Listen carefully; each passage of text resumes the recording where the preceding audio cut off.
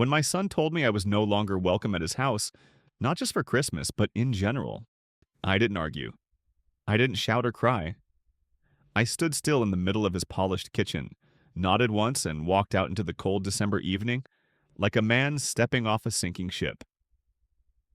3 days later, I bought the duplex next door to theirs. Cash. Before we go any further, be sure to subscribe to the channel and drop a comment to tell me where you're listening from. Trust me, you're going to want to hear how this one ends. The house was listed for $319,000, overpriced for a two-bedroom with a cracked foundation and no insulation worth mentioning. But I wasn't paying for square footage or charm. I was paying for proximity.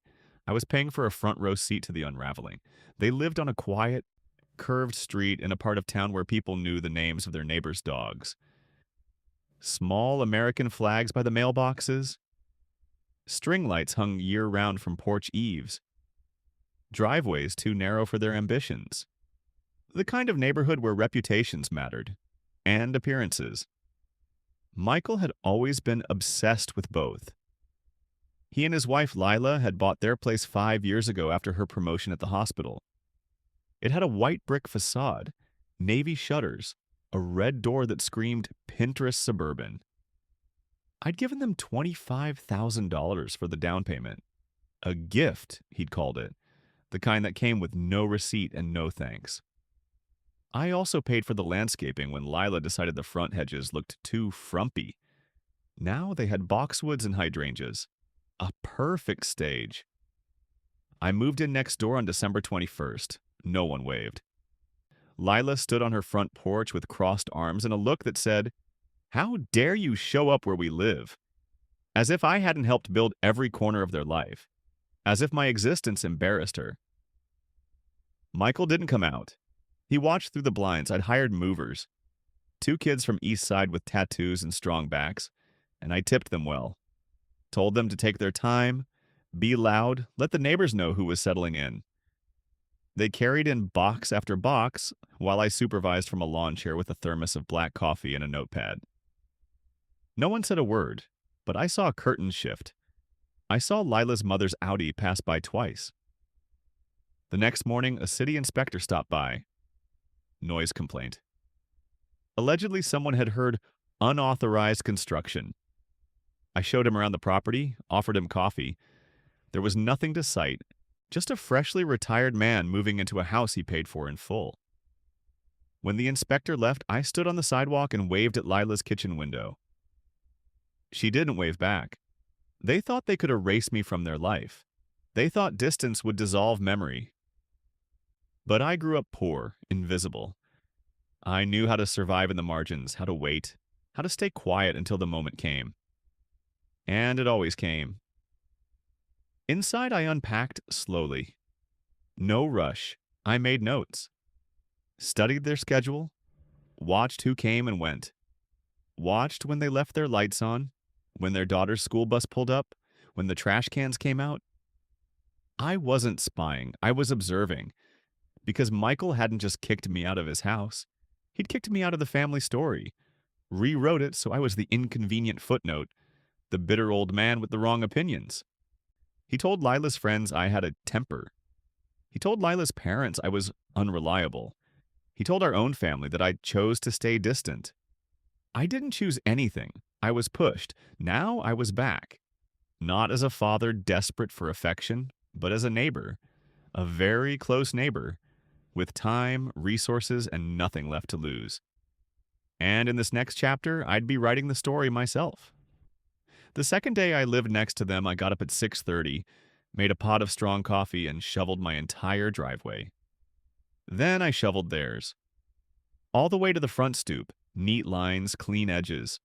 Better than the overpriced company Michael usually hired. Lila opened the door mid-shovel, wrapped in a silk robe in irritation. She didn't say thank you. Just stared like I was tracking mud into her foyer by existing near it. "This is temporary, right?" she asked finally. Her tone suggested I'd brought a pestilence. I leaned on the handle of my snow shovel. "The weather? No telling. Could get worse." She blinked. I meant you living here. I smiled. Oh, I'm permanent. Bought the place outright. No mortgage to default on. The implication hung between us. I could see her jaw tighten. She stepped back inside without another word and shut the door. At 8:15, their daughter, Hannah, came out for school. She's 7, sweet kid. I used to pick her up from daycare when they got stuck at work. We baked cookies once. Lila wasn't happy about the sugar. Said I was undermining their boundaries. That was the beginning of the end, I think. Hannah spotted me on the porch and waved like she used to. I waved back gentle. Didn't approach, just to let her know I was still here. Still me. By 9 a.m., I'd already had 2 text messages from Michael. Dad, we need to talk. Please don't involve Hannah in anything. It's not fair to her. I didn't respond. That night, I hosted my first dinner party. Not a real one, just the illusion of one. I parked 3 extra cars out front, left the porch light on, lit the fireplace, and pulled back the curtains. From their kitchen window, they'd see me laughing with invisible guests, clinking glasses, putting on a show. At 8:20 p.m., I played records. Slow jazz, something tasteful. I opened the window just enough to let the music carry. Not loud enough to call the cops, just loud enough to suggest a life fully lived. The next morning, a passive-aggressive letter was taped to my door. Dear sir, please be mindful of noise levels during nighttime hours. Several neighbors have expressed concern. Thank you for your consideration. No signature. But Lila's handwriting. The loop's too perfect, the tone too polite. I folded the letter and placed it in my scrapbook. Yes, I had started one. Page 1. The real estate listing of the duplex, printed from Zillow, circled in red. Page 2. Their wedding photo clipped from the local newspaper years ago. Page 3, that unsigned note. A record of small things. Because revenge isn't always loud. Sometimes it's about planting seeds, letting them grow in silence. And I had time now. Time and clarity. And a deeper understanding of who they'd become and who I no longer had to pretend to be. On day 3, I started my garden. Middle of winter, yes. But that was the point. I staked out a row along the property line. Raised beds, compost bin, neat fencing. Not an inch over the legal limit. If anything, it improved the curb appeal. Michael came out and stood on his porch like a man watching his childhood dog be exhumed. You planning to stay long? He asked. I knelt in the snow, hammering in one last post. Forever's not long, but it'll do. He stepped down onto the walk, hands shoved in his coat pockets. This feels deliberate. I looked up. Your memory must be failing. I taught you that word. He smiled a little involuntarily, a reflex from better times. Then his face darkened again. Lila's not comfortable. I stood brushing snow from my gloves. Lila has lived a very comfortable life, Michael. Maybe it's time she got used to something else. He didn't argue, just turned and walked back inside. The wind picked up that night, whistled through the trees. I stood in the backyard and looked at the silhouette of their house. Warm lights in every room. The smell of their fancy wood-burning fireplace drifting over the fence line. Bought with my money, all of it. Every plank, every window, every designer tile she couldn't live without. And yet I was the burden, the embarrassment. I dug my hands deeper into my coat pockets and stared up at their second-story window, Hannah's room. A small shape passed in front of it. She was still awake, probably reading by flashlight like I used to when I was her age, back when my father worked nights and my mother folded laundry until her hands cracked. Real people. Real sacrifices? Michael had forgotten all that, but I hadn't. And I had a long memory. 3 days before Christmas, I sent out cards, not the usual kind. No glitter or snowflakes or smiling reindeer. Just simple cream cardstock, hand addressed in blue ink sealed with care. The kind of envelope that makes you pause before opening. Inside, a photograph, a close-up of the granite countertops in Michael's kitchen. The ones I'd paid for after Lila decided laminate wasn't suitable for her entertaining style. Next to the photo, a typed note. Gifted in 2018, 12,400, Merry Christmas. Dennis Flora. I mailed 12 of them. Friends of theirs. People from their church. Lila's parents. Even the neighbors across the street, the ones with the rescue greyhound and the fake Tuscan urns. I still had their address from an old block party invite. This wasn't revenge, not yet. This was documentation. By Christmas Eve, the wind had changed. They didn't wave anymore, not even out of obligation. When Michael took the trash out, he looked straight ahead, shoulders hunched. When Lila drove past, she gripped the wheel like she was navigating a battlefield. I kept working on my yard. 2 more raised beds, a winter compost tumbler. Installed solar-powered path lights just because I could. Not a single thing crossed the property line, but everything tiptoed right up to it. They had the HOA president come by. I offered him a cup of coffee and showed him the plans. Permits printed, boundaries respected. His mouth twisted like he was trying to find a rule I'd broken but couldn't. Well, it's unusual, he muttered. So is getting kicked out of your son's life after buying him a house, I said, sipping my coffee. He cleared his throat and left. That night, I watched them eat dinner through the blinds. Not in a creepy way, just a glance from my living room window. Lights dimmed. The table was set for 3. Candles, a roast. Lila still knew how to present a picture, but the tension was visible. Michael said something and she flinched. He reached for the wine and her fingers tightened around her fork like it was a weapon. There's a cost to artifice, especially when it begins to crack. At midnight, I lit a fire in my small backyard pit, sat out under the stars with Maria's old blanket wrapped around my shoulders. I hadn't needed much this Christmas, just quiet and space, and the knowledge that I wasn't invisible anymore. My phone buzzed once, a message from a number I hadn't saved but recognized immediately. You're making a scene, Dad. Please stop. I stared at the screen, thought about replying, didn't. Instead, I tossed another log on the fire and looked up at the night sky, the stars still stubbornly there, constant, unmoving, like me. On Christmas morning, Hannah came over. Not a text, not a call. She walked through the gate, boots crunching on the frost. Her cheeks red, mittens mismatched. She held out a piece of paper folded into fourths. I made you this, she said. At school. I opened it slowly. A drawing, me in the garden, a smile on my face. The house in the background.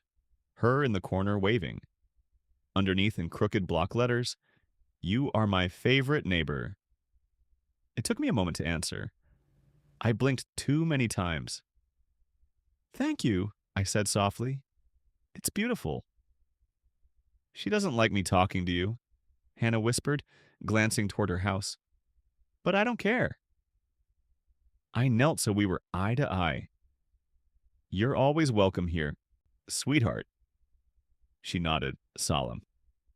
She says you're being mean, but Mommy's the one who yells. You just plant stuff. I smiled. That's about right. Then I gave her the small gift I'd set aside just in case. A hardcover copy of Charlotte's Web, Maria's favorite. Your grandma used to read that to your dad when he was your age. Hannah clutched it like treasure. Thank you. She ran back across the yard, hair flying behind her like a streamer. I watched her go, a lump in my throat the size of an apology I'd never get. When she disappeared through the back door, I turned and went inside. Poured myself a cup of coffee, added cream.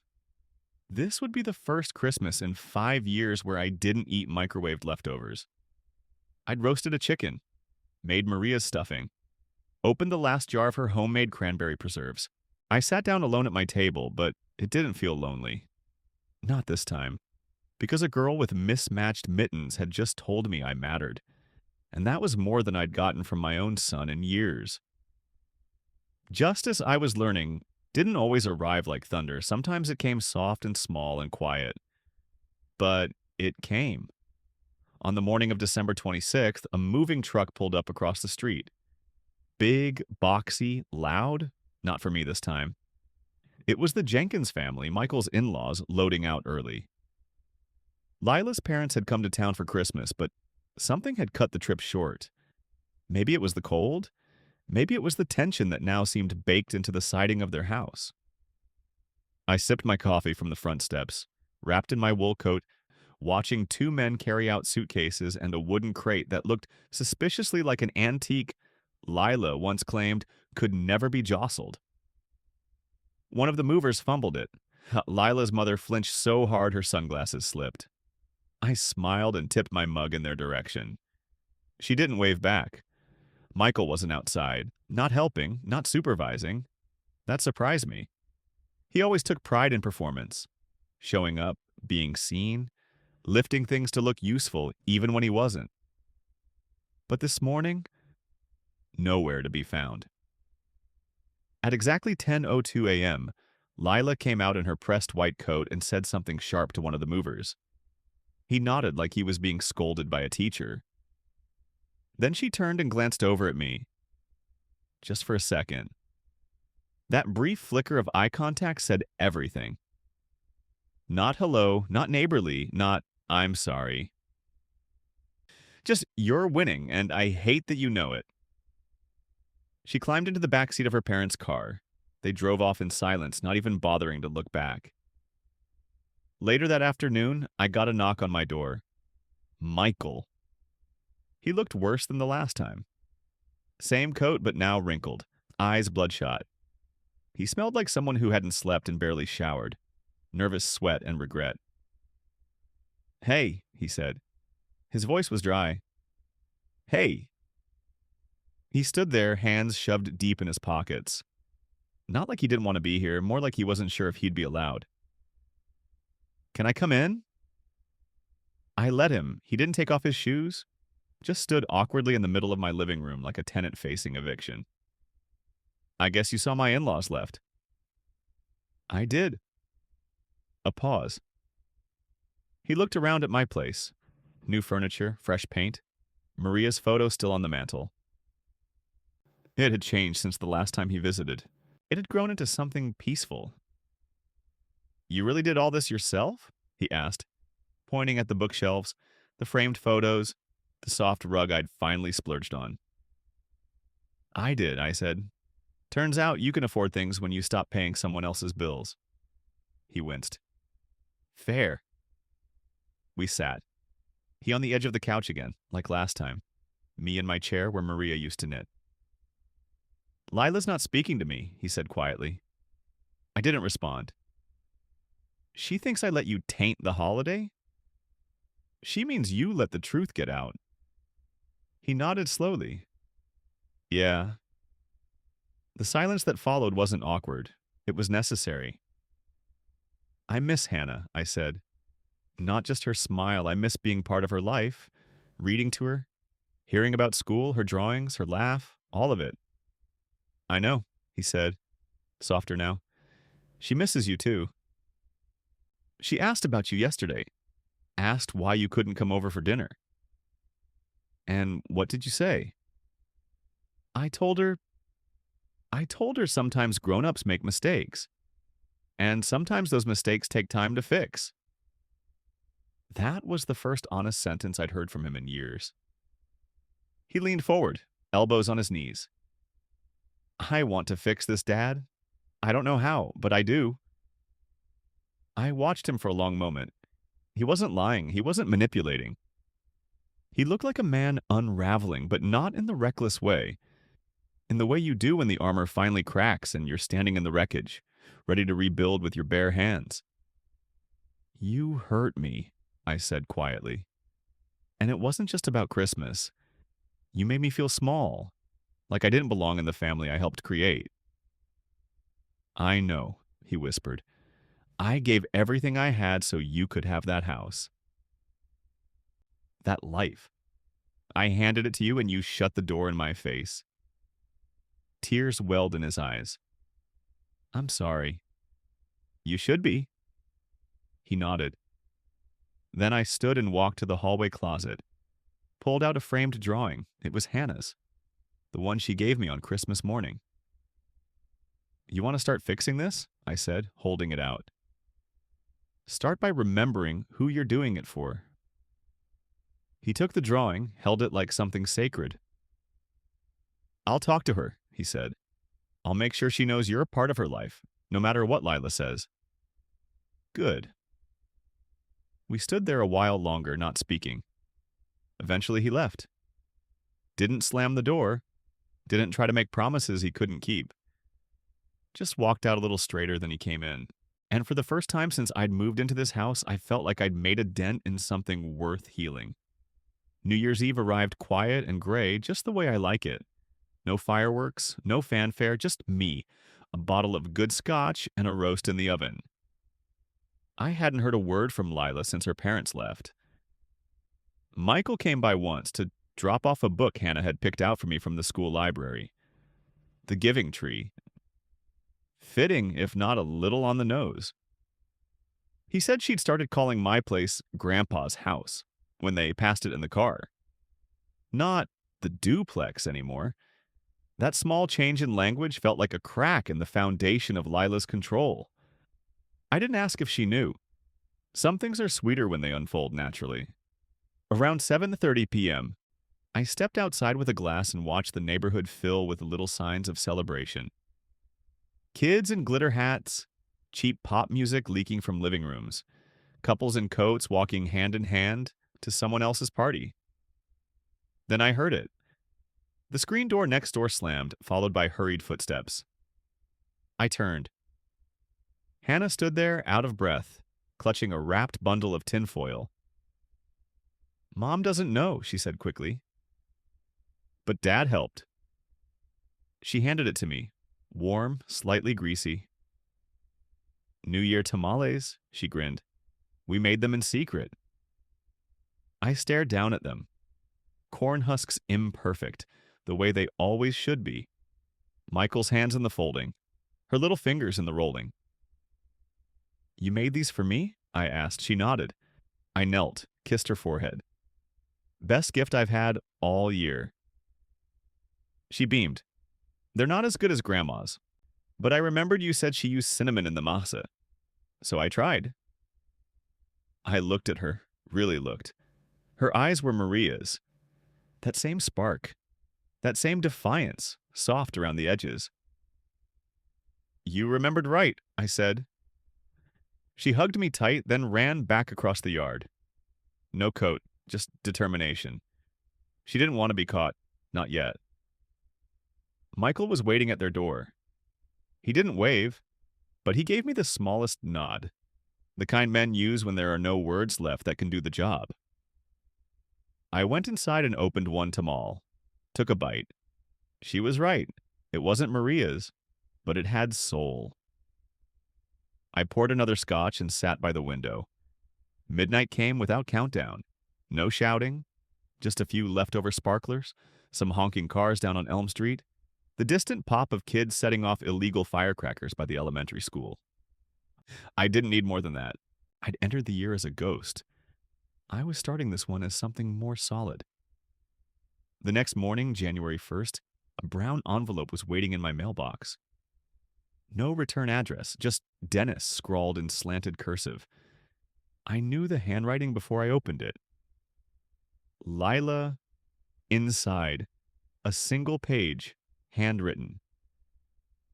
Dennis, I don't understand you. I don't agree with the way you've handled any of this, but I do recognize that Hannah loves you. And Michael seems clearer lately, so for now I'll stay out of the way. That's not forgiveness, but it's a start. L. It wasn't warm, it wasn't kind, but it was a retreat. I folded the letter once neatly and placed it in the same scrapbook where I'd stored her HOA complaint and that first photo of the countertops. Not out of spite this time, just record keeping, because if this year was going to be different, I'd need to remember how far we'd come. I stood by the window as the snow started falling. Light flakes, slow, drifting. A new year arriving gently. Mid-January settled over the street like a heavy coat. Everything slower, duller. The holidays had emptied out, left behind brittle wreaths and dead porch lights. Most of the neighbors had gone back to normal. Work, errands, arguments you can hear through thin walls, but not them. Michael was around more. He'd stopped wearing ties, started walking Hannah to the bus himself even when it was 18 degrees and windy. She wore a purple puffer coat and mittens that didn't match again. Always waved when she saw me. Sometimes he waved too. Once we even walked together. 3 blocks, no particular destination. Talked about nothing important. The weather. The price of lumber. He asked about Maria's pozole recipe. I pretended not to notice his voice shake a little when he said her name. He didn't mention Lila. I didn't ask. But I noticed she hadn't left the house much. Not alone. Theirs had become a quiet house. And mine. Mine was starting to make noise again. That Saturday, Rosa and her husband came by. They brought their grandkids and a pan of flan that collapsed beautifully in the center. I gave them the tour. Nothing fancy, just the garden beds, the fresh paint, the little corner where I'd made a reading nook with Maria's old lamp. "Looks like a home again," Rosa said, wiping her hands on a dish towel. "Feels like one." That night, we played dominoes at the kitchen table, just like old times. Someone put on music. Someone else poured mezcal. The house filled up with the kind of laughter you don't fake. At 9 p.m., I caught a glimpse of a face in the dark. Hannah. She was standing at the edge of their porch, staring across the yard, drawn towards sound and warmth, and something she probably couldn't name yet. I stepped outside with a plate. She didn't move, but she smiled. I held out the plate. A slice of flan, a small spoon, 2 of Rosa's tamarind candies. "Trade you for another drawing," I said. She took it and ran back inside, giddy and fast. The next morning, a drawing was under my doormat. This one had all of us, Rosa, me, the grandkids, even my garden beds. And off to the side, Hannah watching from her porch, waving. It hit me harder than I expected. The next Monday, I saw Lila for the first time in weeks. She was loading groceries into her car, alone, no makeup. No expression. Our eyes met for a second. I nodded. She looked away, but she didn't scowl, didn't flinch. That was something. The thaw was beginning, not forgiveness, not reunion, but something softer than silence. And I had no plans to rush it, because now, for the first time in years, I could feel the shape of my life returning. Not the one they'd carved for me, full of conditions and apologies, but the one I was building myself, with paper drawings and purple mittens, and a front porch that smelled like flan and fresh snow. Justice didn't always roar. Sometimes it grew like a seed. Quiet, patient, certain. February in Spokane is a stubborn thing. Too late for snowmen, too early for green. Everything's gray, sky, sidewalks, bare trees. Even the birds seem annoyed to still be here. But it's when I always start seeds indoors. Little black trays on my windowsill, hope disguised as dirt. Tomatoes, chilies, squash. The same varieties Maria used to favor, though I'd never admit I only grow half of them for the memories. Hannah stopped by more now, always after school, always with something in her hands. A story she wrote, a rock she thought looked like a heart, a paper snowflake, lopsided and lovely. We had a system. She'd knock once, soft, then say, "Only if you're not busy." I was never too busy. One afternoon, I caught her staring at a photo on my mantel. Maria holding newborn Michael in the hospital. One of the few prints we'd ever had framed. "She was beautiful," Hannah whispered. "She was fierce," I said, "and gentle, sometimes at the same time." She looked at me. "Daddy never talks about her much." I nodded. That's because he still misses her. Same as I do. Sometimes when you miss someone, it hurts to say their name. Is that why he's sad a lot? Partly. And is that why mommy's always mad? I took a long breath. She's going through her own storm. Doesn't mean you caused it, or that you have to stay in it. She nodded like a little adult. Too wise for 7. Before she left, I handed her a bag of sunflower seeds.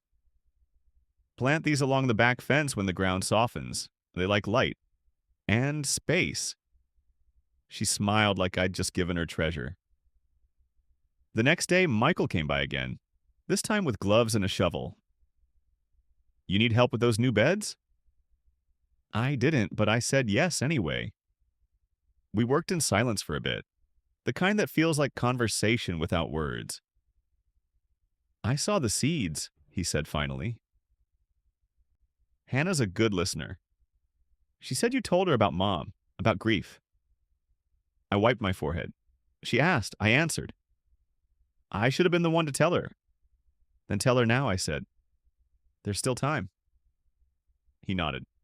Lila's, well, she's seeing someone, a counselor. It was her idea. That surprised me. Not because she needed it, but because she admitted it. Good. I think she wants to fix things. With me? I asked, arching an eyebrow. No, he said. With herself, which is the only way anything else gets better. We kept working, dug 3 beds, filled them with compost and soil. He stayed for coffee afterward. When he left, I realized the air had changed.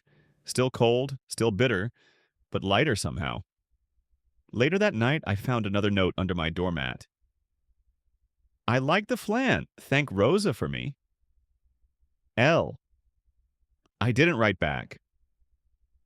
Some silences deserved a stretch, but I folded the note and added it to the scrapbook.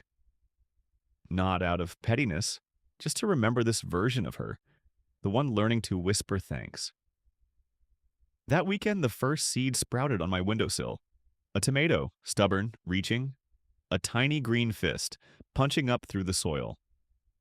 By mid-February, things had settled into a strange rhythm. Not peace exactly, but a quieter kind of war. One without weapons. One where no one was sure who was winning anymore. Michael stopped by weekly now, sometimes to help in the garden, sometimes just to sit and talk. It was awkward at first, like learning how to speak again in a language we'd both forgotten. But we kept at it. Men don't often say, I miss you, so we said, pass the wrench instead. Or, you want another coffee? It meant the same thing. Hannah came over as often as she could get away with. Lila never stopped her.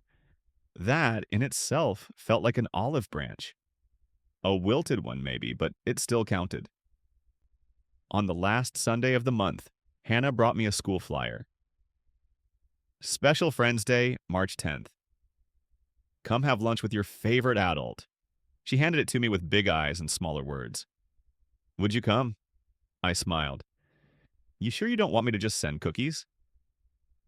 No, she whispered. I want you to come. My throat tightened. Then I'll be there. Later that week, Michael showed up at my door with a paper bag and a sheepish look. I made something, he said, holding it out like evidence. Inside, a dozen conchas. Lopsided, overbaked, but still conscious. I found Mom's recipe in the photo album, he said. It was folded behind the one of her in the garden. You made these? Lila and I did, together. She said she needed to do something real. We sat in the living room, split a concha in half. It wasn't Maria's, but it was good enough. Do you remember, I said slowly, that Christmas Eve when we ran out of masa and she made tamales with polenta? He laughed, the first real one in months. They fell apart like wet socks. She cried for an hour, and then made everyone eat them anyway. We both laughed, and then silence. The good kind. Eventually, he stood to go. At the door, he turned. Dad, would you be okay if Lila joined us for the school lunch? That caught me off guard. She wants to come? He nodded. I told her not to push it, but she said she'd understand if you said no. I didn't answer right away, not because I didn't know. but because I needed to feel the weight of my yes before I gave it. Tell her, I'll see her there. He nodded, didn't smile. Just took the words and held them like something breakable. That night, I sat by the window with a pen and the scrapbook. Not to add a new grievance, but to write something else. Just 2 words. Bridges forming. March arrived with a burst of sun and a trickle of meltwater down the gutters.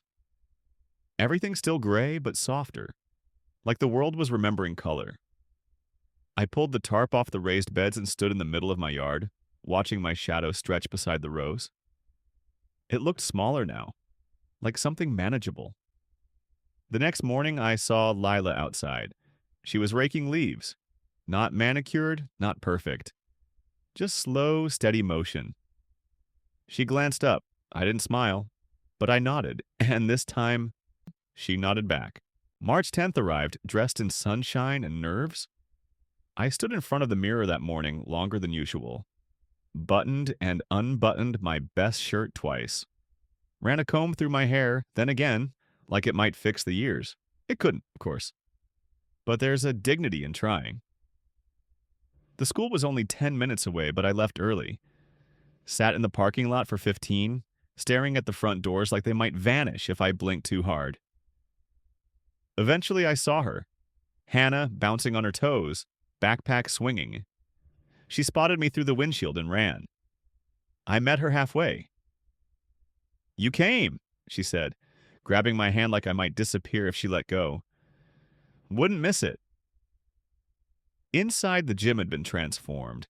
Folding tables with paper placemats, construction paper flowers, little cartons of chocolate milk sweating on trays. Other adults, parents, uncles, grandparents, made their way to their seats, some clutching coffee like armor. Then I saw Lila. She was already sitting at our table.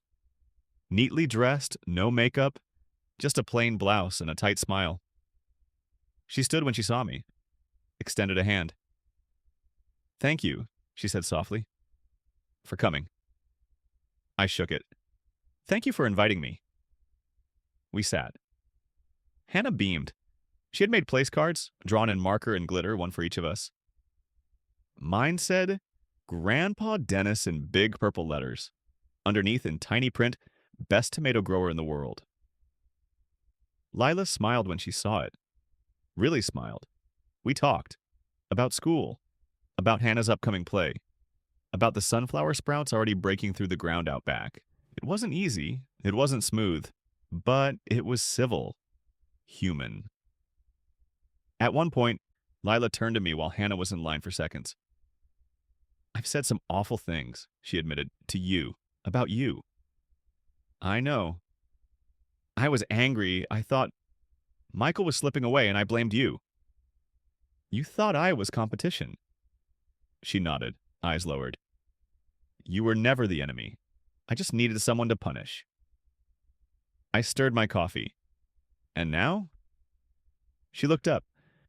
"Now I'm trying not to make enemies where there should be family." I nodded. No forgiveness? Not yet. But acknowledgement. And that matters more. "I appreciate that," I said. "I truly do." After lunch, Hannah hugged us both. No hesitation, no favoritism, just joy. As we walked out together, Lila said, "She's better with you in her life. I see it now." I didn't answer, just kept walking beside her. Let the silence do the rest. That weekend, Michael invited me to dinner. Not a holiday, not a favor, just dinner at their house. I hesitated, then said yes. The place looked the same. Red door, navy shutters. But something had shifted inside. The dining room table was modest. No place settings arranged like a magazine shoot. No centerpiece bought for show. Just plates, food, family. They served pozole.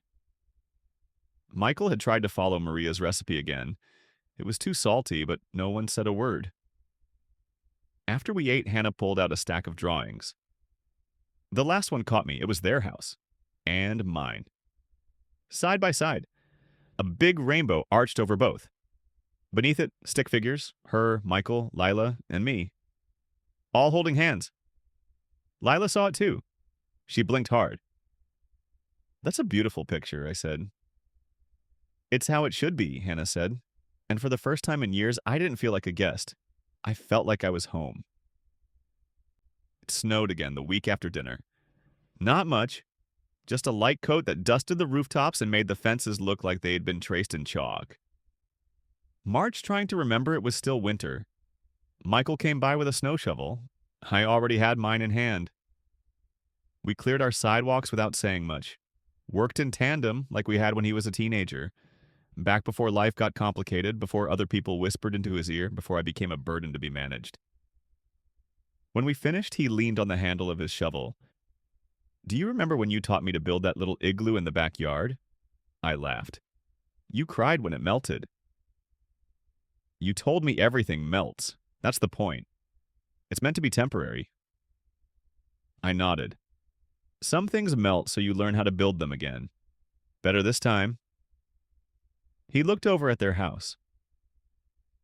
The lights were on. Hannah was at the window with a book, one of Maria's. Lila passed behind her carrying a laundry basket, barefoot and relaxed. Nothing staged. Feels different in there now, he said. Looks it too. He looked at me then. Really looked. We want you to be part of things. Holidays, birthdays, Sundays, all of it.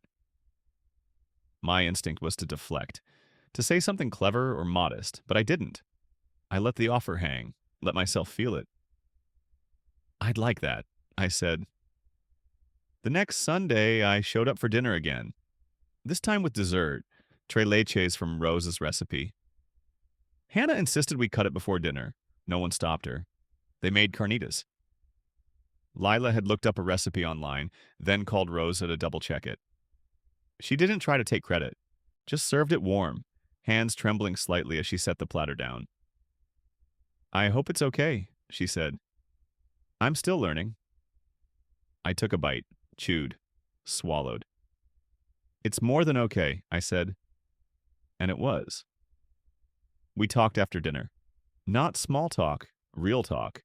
Michael told me he was thinking about changing jobs, leaving the firm, maybe starting something of his own. I've been safe for too long, he said. Comfortable, but not proud. I told him he'd need to budget.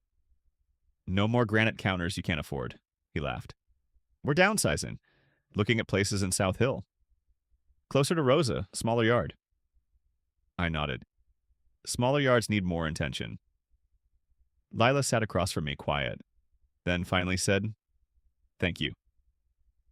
For what? For not slamming the door, after everything. I thought about it. I know. We didn't say anything else. Didn't need to. After dessert, Hannah showed me a small seedling growing in a Dixie cup on the windowsill. It's one of your tomatoes, she said. The first one. I named it Pedro. Pedro the tomato? Yeah, she grinned. He's stubborn, like you. I laughed. Then he'll be just fine. I walked home that night under clear skies. No snow, no wind. Just the steady sound of my boots on the sidewalk and the soft knowledge that I had found my way back. Not to the past, but to something new.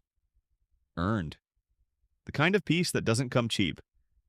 The kind you build with both hands, brick by brick. Silence by silence. Forgiveness by slow, aching degrees. It was still fragile, still tender, but it was real, and it was mine. Spring arrived in Spokane like it had something to prove. Daffodils came up early, birds returned in flocks. The air smelled like damp soil and stubborn second chances. I spent most mornings in the yard now, tending to the raised beds, coaxing stubborn tomato plants into standing straight. The work felt holy somehow, repetitive, quiet, good for a man with too many thoughts and not enough words left in him. One morning, Michael brought coffee and sat on the porch. No shovel, no agenda, just company. You ever think about leaving Spokane? He asked. Only once. When? The day you told me I wasn't welcome at your table. He looked down. Yeah, but I didn't leave, I said. I stayed. Bought the place next door. Best mistake I ever made, he said. We both chuckled. After a while, he said, I saw Cody Jenkins at the bank last week. That caught my attention. Still in town? Barely. Rumor is they're moving to Phoenix. For the climate, he says. But everyone knows it's because of what happened. I didn't say anything. Michael leaned back. He avoided eye contact. Pretended I wasn't there. Poetic. He looked at me. He doesn't scare me anymore. None of them do. I nodded. That's what happens when you survive something. You stop flinching. That afternoon, I walked past the Jenkins old house. For sale sign in the yard. Fresh paint trying too hard to erase old tension. It wouldn't work. Houses remember. I left a note in the mailbox. Let the walls breathe. Don't fill them with silence. A neighbor who knows better now. I didn't sign my name. No need. It wasn't about revenge anymore. It was about closing the loop. At home, Rosa stopped by with fresh tortillas and gossip. You hear about the PTA elections? She said, smirking. No. Lila got nominated, unopposed. I blinked. She agreed? She did. Said it was time to stop hiding. Time to contribute instead of control. I shook my head, smiling. Well, I'll be damned. She's not the woman she used to be. Neither is Michael. Neither are you, she said, patting my arm. That night, I set the table for one, but ate like I was feeding a crowd. Maria's photo on the mantel, Hannah's latest drawing on the fridge, Pedro the tomato now sprouting limbs and riding a skateboard. The house buzzed with quiet life. Not dramatic, not loud, just present. Later, I opened the scrapbook, flipped past the letters, the bank statements, the photos of granite countertops and faked smiles, past the newspaper article with my name smeared by tabloid hands. I stopped at a blank page, wrote in bold, slow pen strokes. Things can grow again. Then closed it.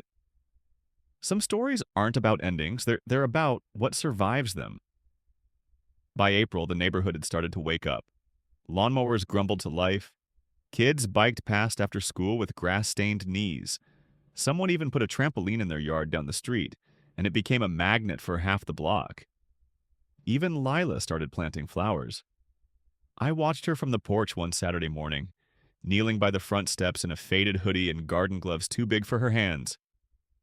Not designer gloves, just the cheap kind from the hardware store. Honest gloves. Hannah was beside her, digging furiously with a plastic trowel. Dirt is good for the soul, I called over. Lila looked up, smiled just a little. That's what they say. Hannah grinned. Mom says if I find worms, I get $1. I raised an eyebrow. Worms pay better than babysitting these days? Worms don't talk back, Lila said dryly. I laughed. Later that day, Lila came over with a small tray of cookies. Churros, a little burnt, but warm. I've been practicing, she said.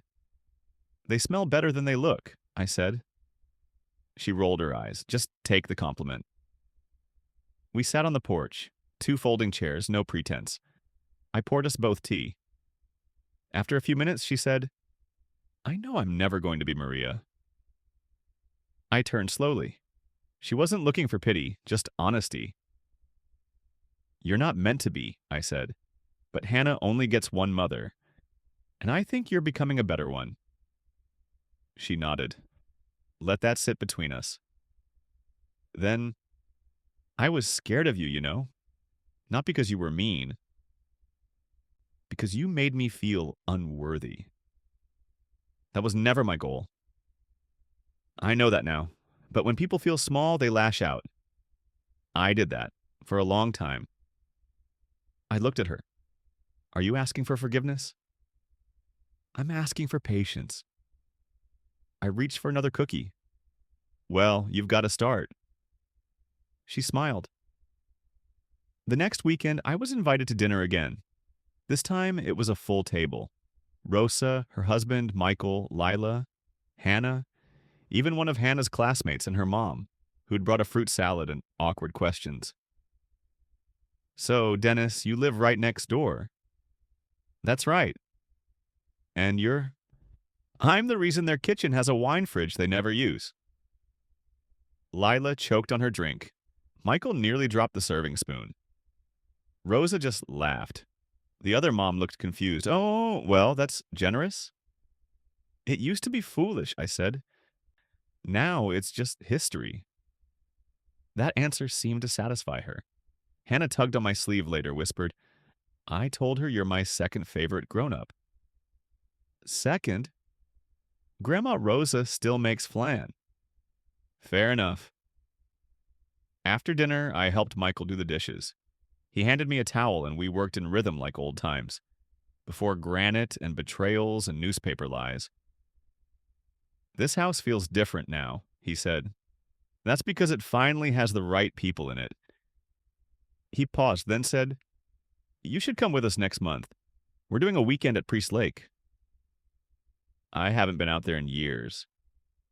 Then it's time. I nodded. I'll think about it.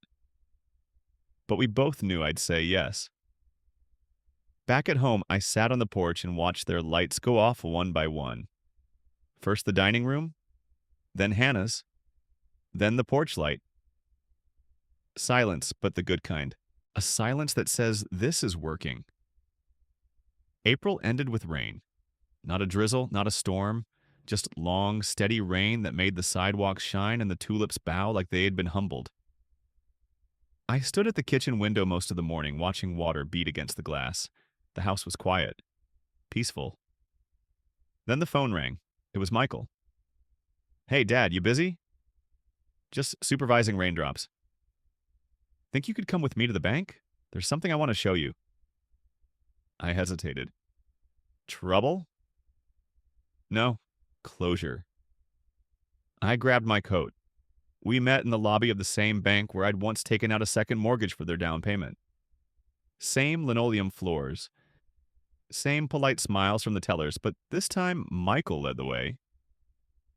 The bank manager, different guy now, younger, nervous, handed me a folder. Inside, the final statement, paid in full. The mortgage on their house, my old burden, was officially gone. We sold it, Michael said. You what? Listed it 2 weeks ago. Got an offer almost immediately. Closed yesterday. He smiled. We're moving into a smaller place. No more oversized kitchens or walk-in closets we don't use. Just something we can actually afford. Something that feels like us now. I flipped through the pages. You didn't ask me to help. I wasn't going to. That's new. It is. We left the bank in silence, standing under the awning as the rain slowed to a drizzle. I needed you to see that, he said. Not because I want praise, but because I know what that house cost you. You deserve to watch it end. I nodded. Where to now? South Hill, 3-bedroom, tiny yard, needs work. You'll be happier. I already am. That Sunday, I helped him patch drywall at the new place. It smelled like primer and sawdust. Lila brought lunch in Tupperware. Hannah ran from room to room, calling dibs on the one with the crooked closet door. Later, as we painted the hallway, Michael asked, Do you think Mom would like this place? She'd like what it's doing to you. He smiled. I think I like who I'm becoming in it. You should. Lila joined us in the living room. She'd just finished unpacking a box of kitchen stuff. I watched her pull out one of Maria's old casserole dishes. She ran her hand along the edge. This was hers, right? She asked. It was. I always thought it was just chipped glass, but now I see it. It's kind of perfect.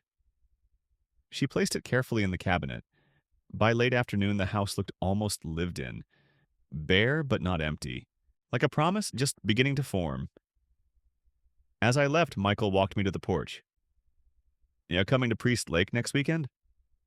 I already packed. He grinned. Good. Back home, I sat down with my scrapbook, flipped to the last written page. Things can grow again. I turned it, wrote something new. Letting go is how things begin. Priest Lake was colder than I remembered. We rented 2 cabins, one for the kids and one for the adults. Lila insisted on packing board games. Michael brought his fishing gear, even though none of us had used it in years. I brought Maria's old red thermos, the one she used to fill with hot chocolate on our winter hikes.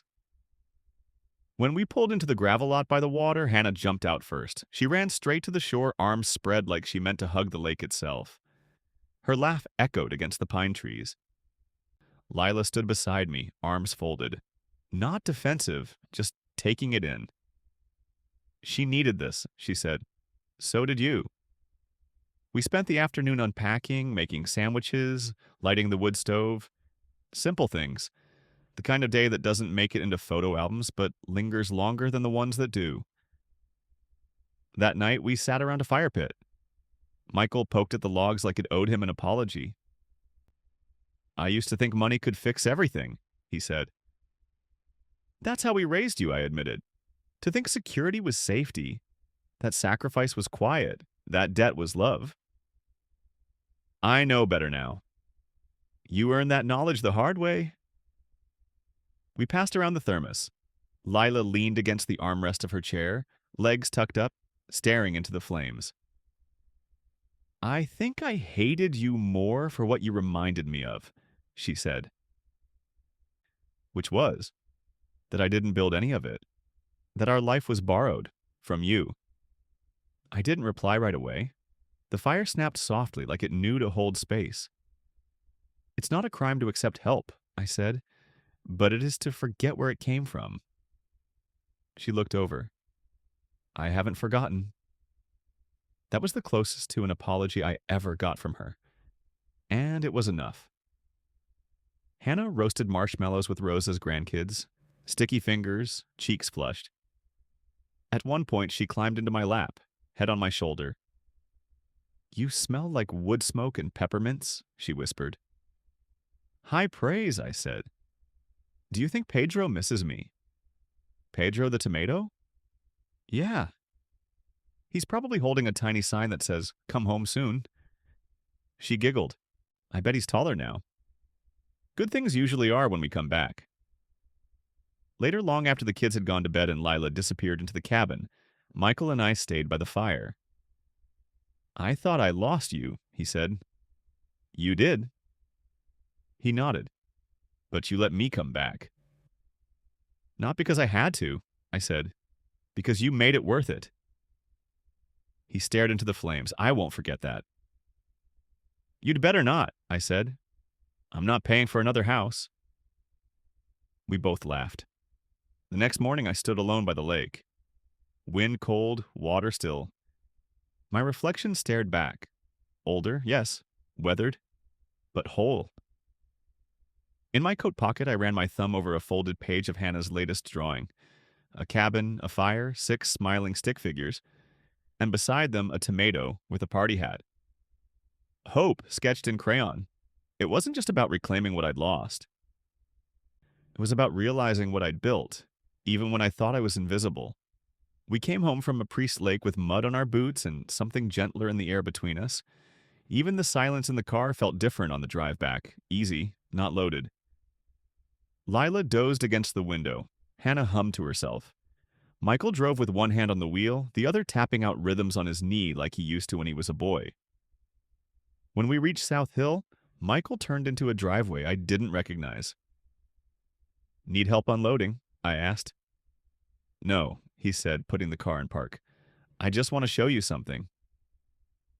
The house was smaller, yes, but tidy, honest. A little cracked in the corners like all things that have been lived in and survived. It was theirs. No one else's name tied to the deed. Inside, the floors creaked. The kitchen smelled faintly of wood polish and cinnamon, and the windows let in so much light it felt like a confession. A box of books sat open in the hallway. Photo albums, school papers, old birthday cards. One was from me, from a Christmas 5 years ago. To my son, who is still growing.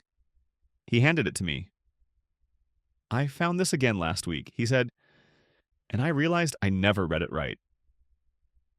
I wrote it for both of us, I said. That night, back in my own home, I sat in the living room staring at Maria's old photo. I hadn't spoken to her out loud in months, but that night I did.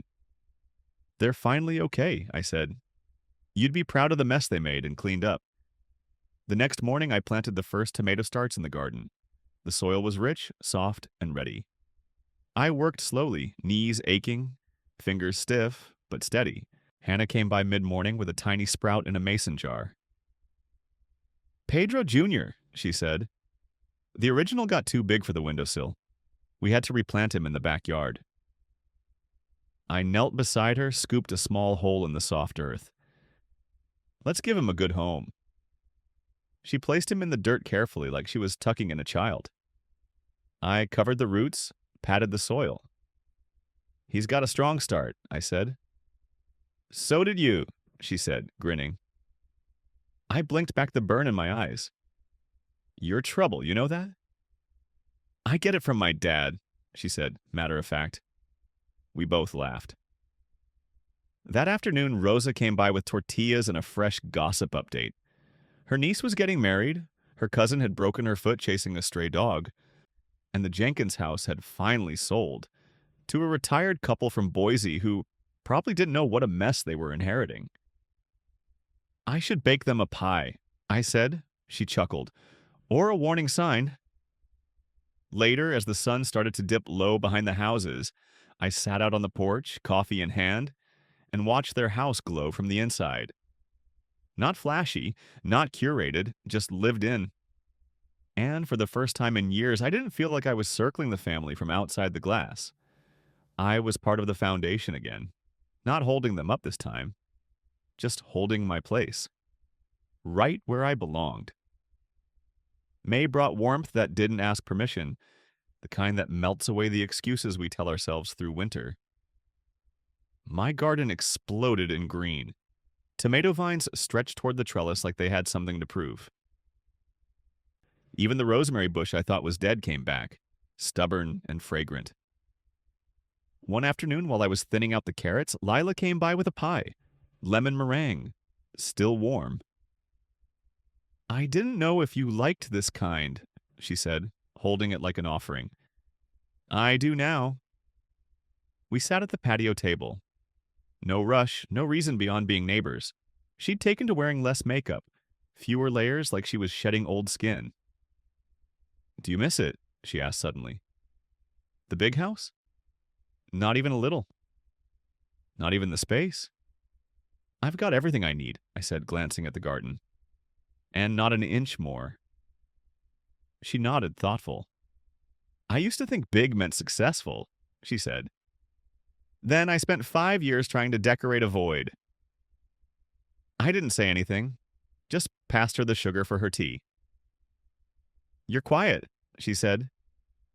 I've learned it's better than saying what I don't mean. She smiled. You're not what I thought you were. You never asked who I was. She looked down at her cup. I'm asking now. It wasn't a question, really. Just a crack forming in the wall she'd built. That evening, Michael came by to fix the latch on my back gate. He brought Hannah and 2 ice cream bars, both half melted. Want help? She asked, already halfway through hers. I need someone to guard Pedro Jr. from slugs. She saluted. Mission accepted. Michael worked quietly, a screwdriver in one hand, a beer in the other. Lila told me about the pie, he said. She's trying. I know. She still messes up. Don't we all? He finished the gate, tested the latch twice, then stood up with a satisfied grunt. I told her you don't need anything from her, he said. That's what scares her. She's wrong, I replied. I needed space, I needed dignity. I needed the silence to be mine, not punishment. He nodded slowly. She'll learn. She's learning? We watched Hannah march around the garden, eyes peeled for slugs that weren't there. She wore her dad's old ball cap backwards, chin up, proud. She's different when she's with you, Michael said. She's more herself. She'll remember this. I looked at him. So will you. Later that night, after they'd gone home, I sat out under the porch light with the scrapbook in my lap. Not to add anything, just to hold it. The weight of it. All the pages it had taken to bring me back to myself. Then I pulled out a pen and wrote one more line, down in the corner of the last page. No more quiet sacrifices. I didn't mean I wouldn't give again. I just meant I'd never vanish doing it. Summer crept in without drama. Warm mornings, long light, no need for jackets by nightfall. My garden grew thick with tomatoes and silence. Phew, good silence. Earned silence. Michael came by one morning carrying 2 coffees and a folded lawn chair. Can I sit? Do you need to ask? He unfolded his seat beside me. We watched the street. No rush. I saw Cody Jenkins yesterday, he said. At the post office. He looked right through me.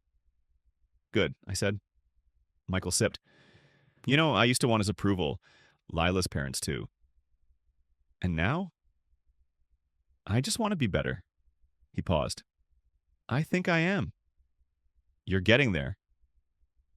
Later that week, Lila invited me for breakfast. Just me. She made eggs and warm tortillas. Simple, humble food.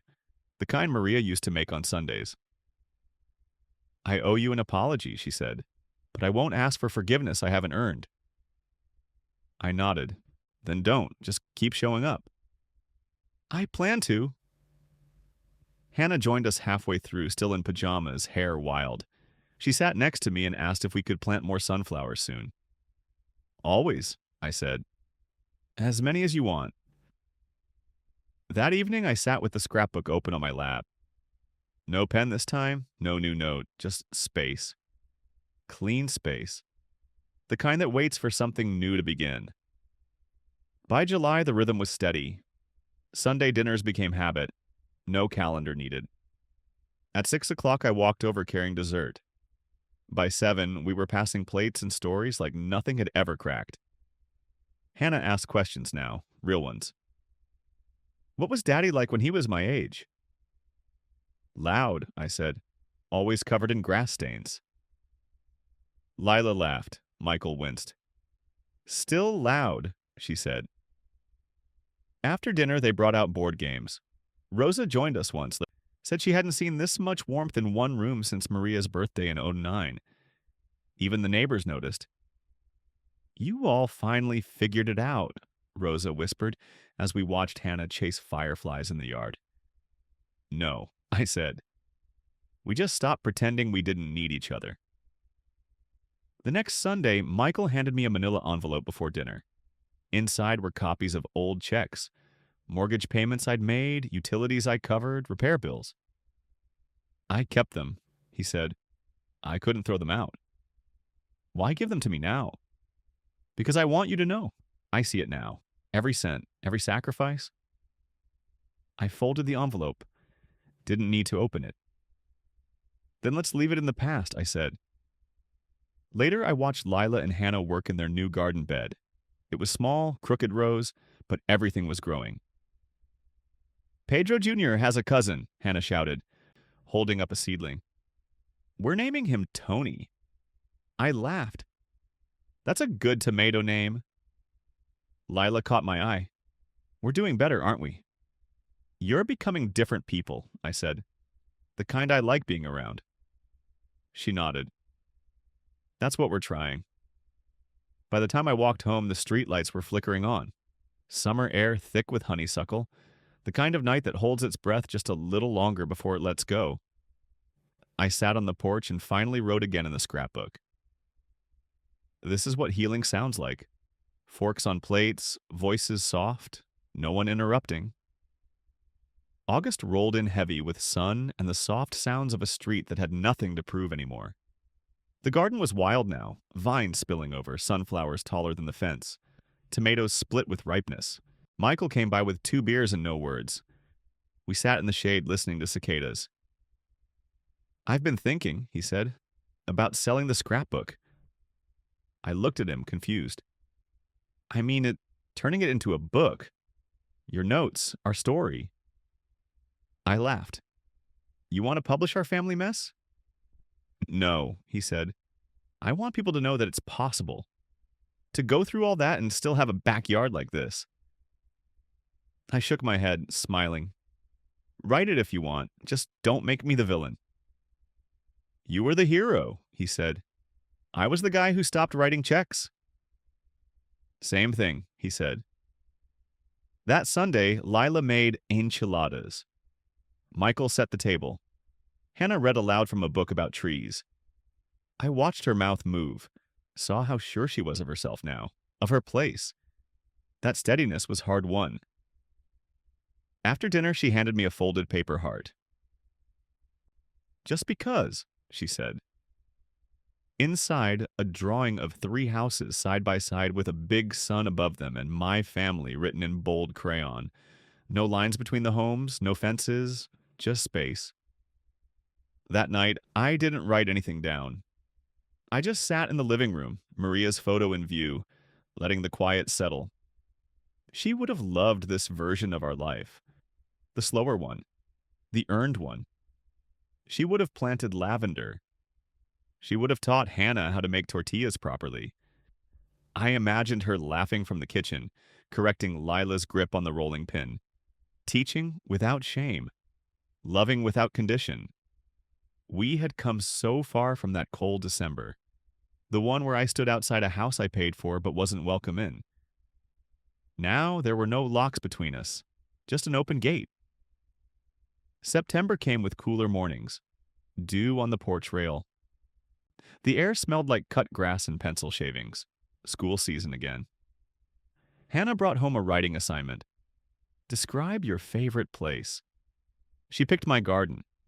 "Because it's where everything grows back," she said. "Even people." I didn't cry, but something in me softened so deeply it almost buckled. That Sunday, we had dinner at my house. Just a folding table in the yard. Paper plates. Lila brought a peach cobbler that needed more sugar. Michael forgot the forks. No one cared. When the sun dipped low, we sat in the quiet glow of string lights. "I'm thinking of retiring," Michael said. "Not from work, just from proving myself." "You're late to it," I said. "But welcome." Lila leaned into his side. She'd become someone else entirely, not warmer. Just more real. "I'm not sorry for everything," she said once the dishes were cleared. "But I'm grateful for the space you gave us to become better." "I wasn't giving space," I said. "I was surviving," she nodded. "Then thank you for surviving."